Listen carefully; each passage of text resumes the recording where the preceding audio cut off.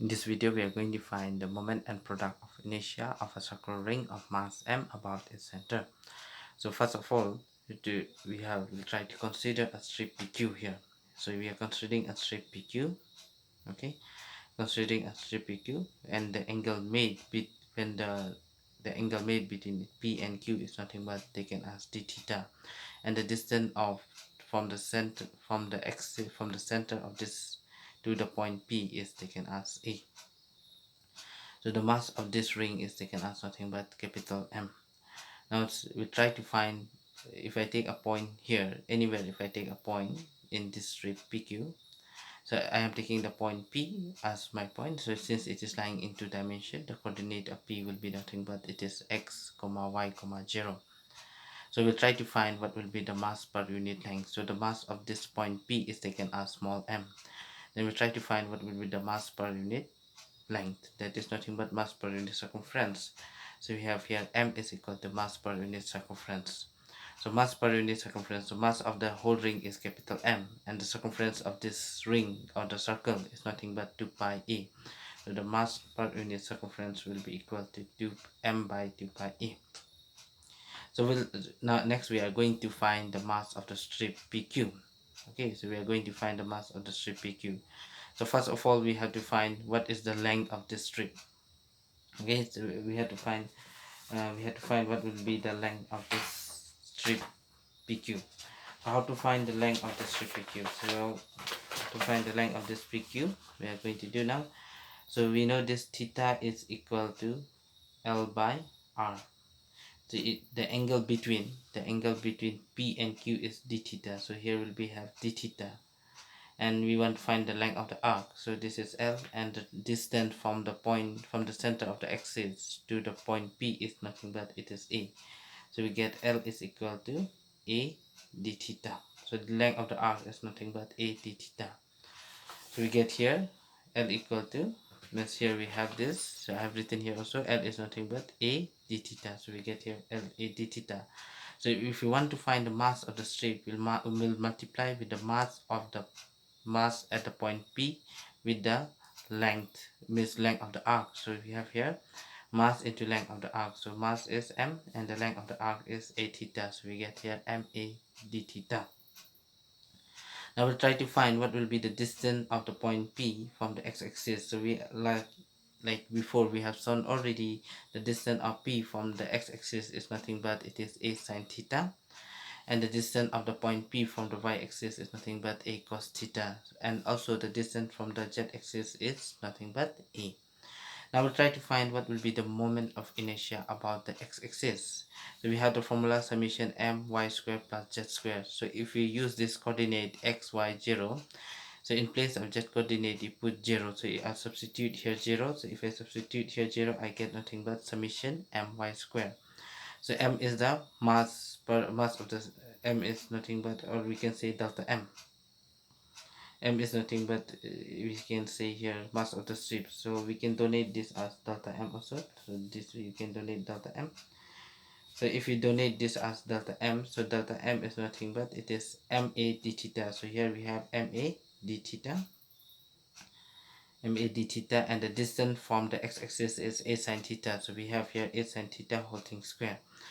So the a sine theta whole thing squared, and the angle which is rotating, because we are rotating around one circle, so the angle from, if you start from 0 degree, the angle when you complete one rotation in radian is nothing but 2 pi. So that's why we are taking the limit from 0 to 2 pi. So we have here ma d theta a sine theta whole thing square. So we have here 0 to 2 pi ma cube sine square theta. So ma cube is a constant, will come out. So and we try to put the value of sine square theta. So we put this value of sine square theta here. So we get here nothing but we get as 1 minus cos 2 theta by 2 d theta. So we'll try to integrate. 2 is also constant, will come out. So we'll try to integrate 1, we get theta. Integration of cos 2 theta is sine 2 theta by 2. So we try to put a limit 0 to 2 pi. So if we put this limit, we get this one. So after simplification, we have nothing but we are left with 2 pi. So m is nothing but it is, we have already find m, so m is m by 2 pi a. So you put the value 2 pi a. So after simplification, we get the mass or the moment of inertia about the x-axis is equal to nothing but it is ma squared by 2. So that is the moment of inertia about the x-axis. Now we are going to find the moment of inertia about the y-axis. So if we moment of inertia about the y-axis, so here also we can donate as delta m, and this also we can donate as delta m. So if we use this coordinate, if we use this coordinate here, so the coordinate of this point is nothing but x, y, 0. So in the z coordinate we put 0. So if I put here 0, we get nothing but summation delta m x squared. So delta m is nothing but mass of the strip. So mass of the strip is m, mass of delta m is nothing but mass of the strip. So mass of the strip is ma d theta. So you put here ma d theta, and the distance from the y-axis is distance of the y-axis is nothing but a cos theta. So you put here a cos theta whole thing square. So we get here a cos theta whole thing square.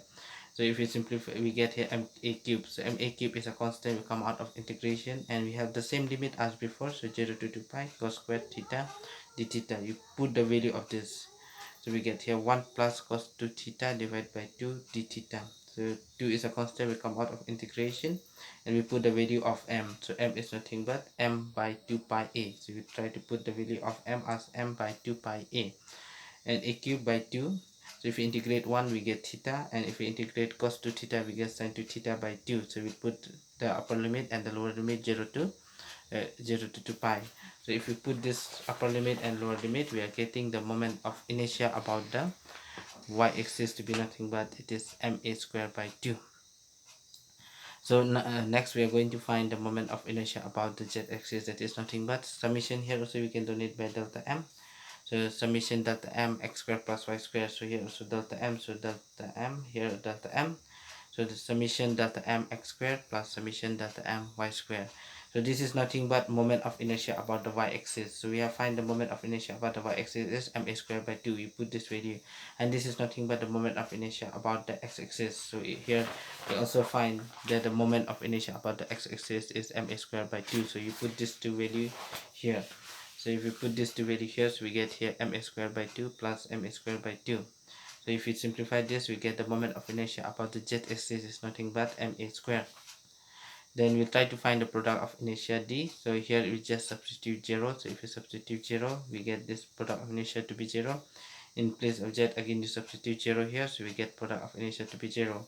And here we have, so you can donate this as also delta m, delta m, delta m.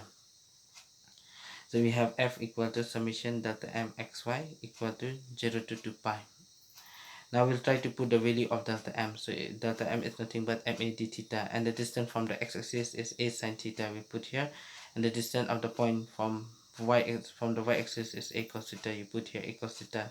So we get here 2 ma cube by, so here I'm multiplying by 2 and dividing by 2, so we get 2 sin theta cos theta. So this is nothing but it is sine 2 theta. So we have here we get sine 2 theta. So we'll try to integrate this.